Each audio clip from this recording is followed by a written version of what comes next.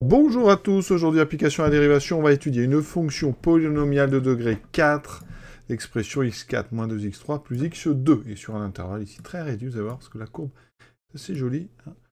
Il faut vraiment réduire l'intervalle pour pouvoir en faire quelque chose, donc on va faire du classique tout d'abord, dérivabilité, calcul de l'expression à la dérivée, le signe, les variations de la fonction f, tout ça c'est vraiment au cœur du problème de première. Après on va un petit peu aller plus loin en calculant la dérivée seconde. On étudiera le signe de cette dérivée seconde et on déduira le tableau de variation de la dérivée, donc f'. Donc ça. Et après, on va aller taper un petit peu dans le problème de terminale, avec des choses que j'expliquerai là, qu'on peut expliquer largement en première, hein, puisque il s'agit ici, vous allez voir, de la convexité et de tangentes assez spéciales, hein. Et donc on va aller chercher ce qu'on appelle des points d'inflexion sur la courbe. Vous verrez ça sur GeoGebra, c'est très sympa. C'est vraiment ce qu'on voit. C'est au programme de terminale, mais on peut déjà le faire en première, donc pourquoi pas aller regarder un petit peu par là. Donc on est parti avec cette fonction polynomiale, donc sur moins 1 demi, 3 demi. Pourquoi est-ce que c'est dérivable cette fonction? Eh bien je viens de le dire, c'est une fonction polynomiale. Une fonction polynomiale, elle est dérivable sur son ensemble de définitions. Alors la question 1, donc on rédige juste f est une fonction polynomiale, donc dérivable sur son ensemble de définitions. On passe à la 2, calculer f' pour tout réel x de i, donc je réécris l'expression de f. Et on va rappeler les formules qui permettent de dériver tout d'abord. Il faut savoir que quand on... Alors je vais faire un petit tableau, hein, on est là pour réviser à chaque fois, c'est important. Je mets ici f, f', alors ici c'est dérivable, ce sont des fonctions qui ne posent aucun problème de dérivation, donc ce sont les fonctions puissance. Alors on rappelle que si on dérive x carré, ça donne 2x. Fonction de référence, x3 donnera 3x2. Et donc n'importe quelle puissance, alors ici je vais faire x4 parce qu'il y en a question ici, mais ça fait 4x3, et dans le cas général, x puissance n, c'est n, xn moins 1, et n est un entier.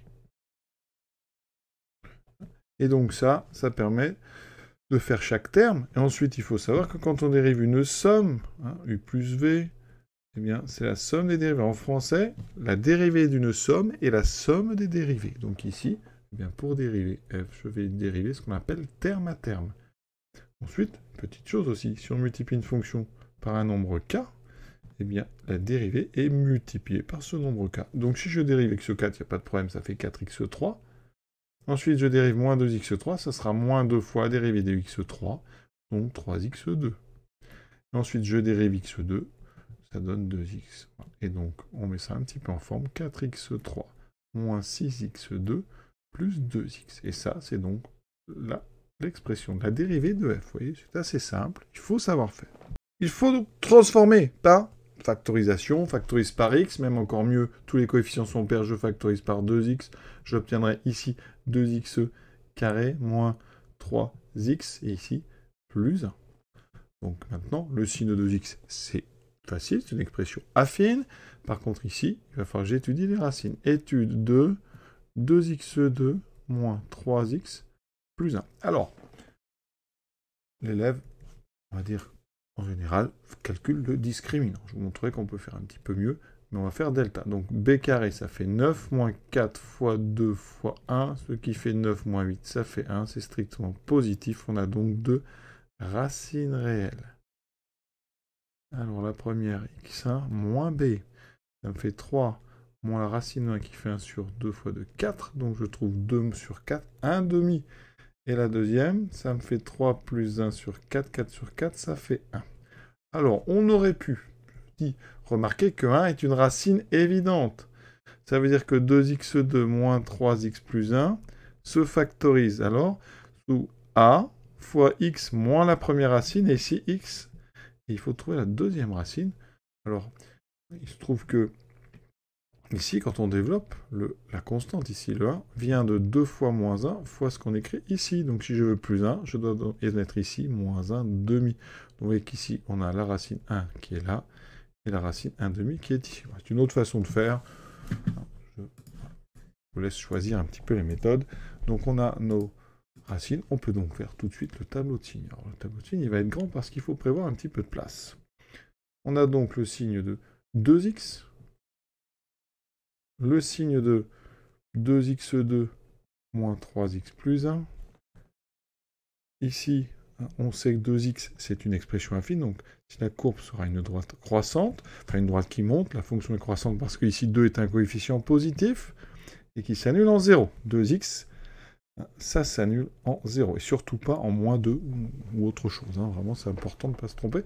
Donc, ça veut dire que 0, là, j'ai pas moins f, je suis en moins 1 demi, mon domaine de définition. 3 demi. Et donc ici, 0 qui va se trouver là, 1 demi qui se trouve ici. Et ensuite, 3 demi, non, 1 qui est là. Voilà. On va faire ceci. Ici, on mettra le signe de f'. Et on aura ici les variations de f de x. Vous voyez, les tableaux s'agrandissent au fur et à mesure. Donc 2x. Alors on va avoir ici 3 traits à tracer, qui fait qu'on a 4 zones. On met d'abord les 0. Ici, ici. Donc là, on a expression affine croissante, donc c'est moins, plus, après le 0. Et ici, on a une... si on trace une parabole orientée vers le haut, puisque le coefficient A est positif, donc on a plus à l'extérieur, et moins entre les racines. Et là, on fait donc moins 0, plus 0, moins 0, plus. Et vous avez compris, quand la dérivée est négative, c'est que les tangentes descendent toutes. Donc on a une courbe qui va descendre. Ensuite, une courbe qui montera. Les dérivées ont des coefficients positifs. Et on a ceci, donc une courbe, vous voyez, avec plusieurs fluctuations. Maintenant, on va aller regarder les valeurs ici, extrêmes, au bout de chaque flèche. Donc les valeurs étant assez simples, on va les calculer toutes une par une. Ça fait de l'entraînement numérique. Donc je fais moins 1 demi puissance 4, moins 2 fois moins 1 demi au cube, plus moins 1 demi au carré. Donc, le moins en puissance 4 va disparaître. On a 1 sur 2 puissance 4 qui fait 1 sur 16. Moins, le cube, c'est impair. Le moins va sortir, va avec ce moins faire un plus. J'aurai 2 ici, 1 sur 8, donc il me restera 1 quart. D'accord? Et ensuite, ici, le carré s'épère, le moins va disparaître, et il me reste plus 1 quart. On met tout sur 16, donc ici, ça fera 4, 4, 8 et 1, 9, 9, 16e. Et on ne peut pas simplifier. Donc là, 9 sur 16. Maintenant, je vais faire pareil en 3 demi. On va faire d'abord les extérieurs. Donc, ça me fait 3 demi puissance 4, moins 2 fois 3 demi au carré, plus au cube, pardon, et ensuite, plus donc 3 demi au carré. Ça me donne 3 puissance 4, 9 fois 9, 80 sur 16, moins 3 au cube, 27. 27. Ici, on aura 8 et 2, donc ça fait 27 quarts, plus 9 quarts. On met encore tout ça sur 16. Ça me fait 80, moins. Ici, 4 fois 27. 27 fois 2, 54 fois 2, 108. Et ici, on a 36. Donc 80 plus 36, donc ça fait ici 100. Donc 80 et 36, ça fait 117. Et donc ça fait donc 9 sur 16.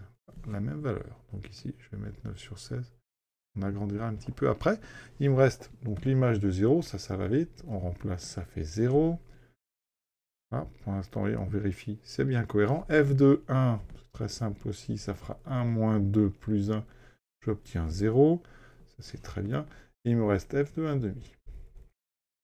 Donc 1 demi, puissance 4, moins 2 fois 1 demi au cube, plus 1 demi au carré, qui fait 1 sur 16, moins 1 sur, donc on a dit 8 sur, donc 8 fois 2, ça fait, enfin 8 divisé par 2, ça fait 1 quart, plus 1 quart, et il me reste ici, les 1 quart se simplifie, 1 sur 16. Donc voilà. On va terminer notre tableau de variation. Alors, je demande à la fin de vérifier sur GeoGebra, on va faire au fur et à mesure, comme ça, ça donnera plus de sens à tout ça. Donc ici, voici en fait la courbe. Mais nous, pour l'instant, on peut dire quoi? On a ici toutes les valeurs qu'on a calculées. Notre tableau, il est là. Et donc, vous voyez qu'ici, on a ceci. Alors, on a une tangente ici horizontale aux 3 points qui sont là. D'accord? Donc, ça fait un minimum ici, un maximum, un minimum. Et la courbe va donner ceci, vous voyez? Ceci, donc. Ici, on a bien tangente horizontale, tangente horizontale, tangente horizontale, et ceci. Il y en a une jolie symétrie d'ailleurs dans cette courbe. Donc pour l'instant, et les valeurs, les vérifier, correspondent bien. On a bien ici une valeur qui est à peu près donc un neuvième, c'était combien, pardon, c'était un 16e, et ici des valeurs qui sont à peu près aussi à 9 16e. Donc tout ça, ça corrobore notre travail. Donc maintenant, on continue.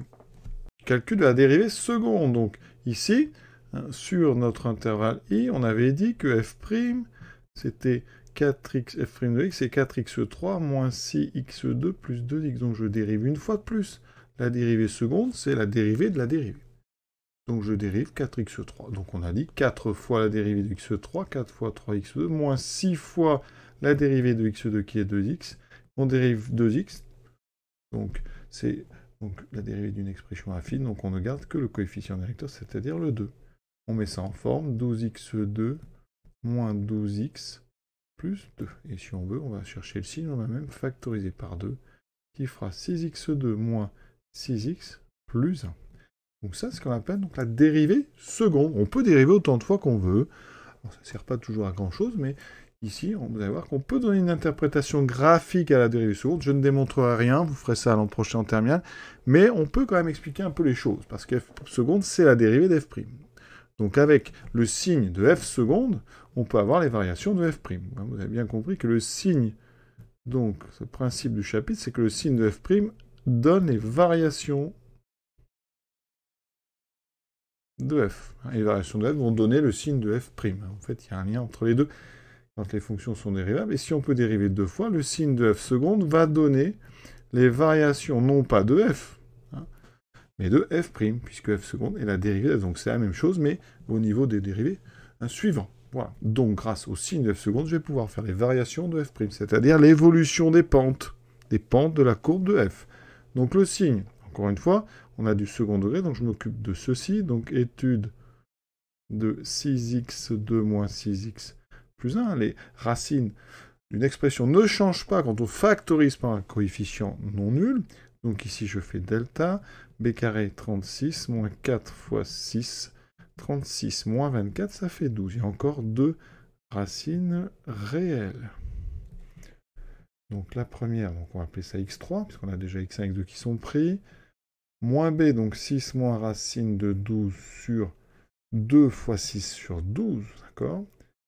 Alors on peut simplifier un petit peu pour le plaisir. Racine de 12, c'est racine de 4 fois 3, le 2 va sortir, ça donne ceci. Et je simplifie maintenant tout par 2. Il me reste donc 3 moins racine de 3 sur 6. Et pour x4, ça sera 3 plus racine de 3 sur 6. Donc j'ai été vérifié dans le menu équation, vous savez vous en servir.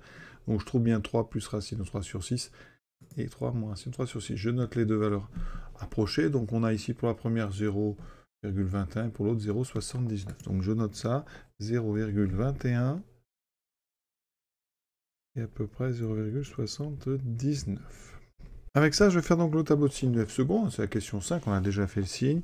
Donc le tableau, donc on a dit x3, x4. Donc on sait que c'est à peu près 0,21, 0,79. Ici, j'ai donc f seconde. Alors ici, il y a un coefficient 2 qui ne change pas le signe. Important de ne pas l'oublier. On va mettre ici 2 et positif. Donc f seconde est du signe de 6x2 moins 6x plus 1. Donc les racines sont les mêmes. On a une parabole qui est vers le haut. Donc signe plus à l'extérieur. Et donc f', dont la dérivée est f seconde, eh bien les variations sont données par cette ligne. Donc si on a des f seconde qui est positive, ça veut dire que f' est croissante. Ensuite, f seconde négative, f' est décroissante, et ici, croissante. Voilà. Alors ici, les sommets n'ont pas un grand intérêt, donc je ne vais pas les mettre. Par contre, c'est ici vraiment intéressant de voir ça. Et on va regarder sur la courbe. Les variations de f, c'est donc les pentes. La variation de f', ça veut dire que les pentes de f' commencent par monter, puis descendent, puis remontent. Donc sur la courbe, ça donne quoi? Alors regardez, j'ai tracé la tangente à la courbe, sur le côté ici, vraiment à l'extrémité gauche de la courbe. Donc en moins 0,5, ça c'est la tangente. Et je vais faire bouger le point. Regardez, ici, donc mes tangentes. Vous voyez que là, ici, plus je vais vers la droite, plus les pentes augmentent. Donc on est dans une zone où la tangente, où la dérivée, en fait, augmente. Alors, elle n'est pas toujours positive ni négative. Ici, vous voyez des dérivées négatives, mais là, les variations, c'est que cette dérivée, elle augmente. Les pentes augmentent visiblement jusqu'à un certain endroit qui, d'après nos calculs, est en 0,21 pour x. Donc c'est ici. Voilà. C'est-à-dire que dès que vous passez ce point, qu'est-ce qui se passe? Eh bien, une fois qu'on a passé ce point, les tangentes aussi ont des pentes qui redescendent. Vous voyez, notre tableau de variation, regardez-le. Il est ici. On a donc descente, et ensuite monter. Donc on monte d'abord, c'est ce qu'on a vu, les valeurs, vous voyez, augmentent, les pentes. Ensuite, arrivé ici, les valeurs des pentes diminuent, on est sur la partie décroissante. On arrive ici au point d'abscisse x4, et à partir de là, on a ici des pentes qui réaugmentent. Donc tout ce qu'on voit ici est bien confirmé par GeoGebra. Et donc maintenant, j'avance un petit peu sur le problème de terminal avec ce qu'on appelle la convexité. Quand la fonction a une dérivée qui est croissante sur un intervalle, donc si f' est croissante sur un intervalle, eh bien dans ce cas-là, on dit que la fonction elle est convexe sur cet intervalle. On dit que f est convexe sur, donc ici, sur un intervalle, est convexe sur cet intervalle. Et c'est une forme particulière, ça veut dire que vous avez des pentes qui augmentent, donc vous êtes sur une courbe qui est plutôt comme ceci, ou en montant, donc on est sur une courbe qui est une partie de ça, alors plus ou moins pentue, mais ça veut dire qu'à chaque fois, quand vous allez vers la droite, les pentes augmentent. Et si vous tracez une tangente dans ce genre de courbe, eh bien la tangente est toujours en dessous de la courbe. D'accord ? Ça s'entend, parce que la tangente juste après va être moins pentue, donc comme ça, petit à petit, et vous avez donc une partie où la courbe est toujours au-dessus de ces tangentes. Et donc c'est ce qu'on appelle une partie convexe. Quand f' est décroissante, sur un intervalle, d'accord ? Eh bien, on dit que la fonction est concave sur cet intervalle. Et la forme qu'on a est une forme plutôt de parabole inversée. C'est une forme où les pentes diminuent. Et dès que vous tracez une tangente, à n'importe quel endroit, eh bien la courbe va se retrouver en dessous. Donc la convexité, c'est quand la courbe est au-dessus de ces tangentes, et la concavité quand la courbe est en dessous. Alors regardez bien sur notre graphique. Eh bien, ici, je suis sur une zone ici, donc où, quand je vois les tangentes, elles sont toujours donc en dessous. Voilà. Alors les points importants, c'est les deux points qui sont en vert. Donc, je vais enlever les autres, qui ne m'intéressent pas pour cette notion-là. Et je vais tracer ici, regardez, quand je me mets ici, alors je vais tracer les verticales, ça donne ceci. Vous voyez que quand je suis après le premier point qui est là, c'est-à-dire le point d'abscisse x4, et bien après, j'ai toujours les tangentes qui sont sous la courbe. Évidemment, sur cette zone, si je me mets entre les deux, vous voyez que sur cette zone, eh bien, les tangentes sont toujours au-dessus. Vous voyez que cette forme, c'est plutôt une forme de parabole inversée. Après, on a plutôt une forme de parabole normale, vers le haut. Et dès qu'on passe ce point, voilà, donc on a une zone de convexité, puis une zone de concavité, puis une autre zone de convexité. Alors les tangentes qui sont exactement entre deux zones, eh bien, elles sont très particulières. On dit que la courbe traverse sa tangente, et les points ici considérés s'appellent des points d'inflexion. Et les deux tangentes, je vais les tracer, elles sont ici et là, je vais les laisser, ce sont les deux tangentes, voilà. Vous voyez qu'à ces endroits, je vais enlever cette droite, à ces endroits, eh bien, la courbe, vous voyez, elle arrive au début par-dessus, elle ressort par-dessous. C'est-à-dire que la courbe arrive d'un côté et part par l'autre. Et pareil ici. Ce sont des endroits assez faciles à repérer.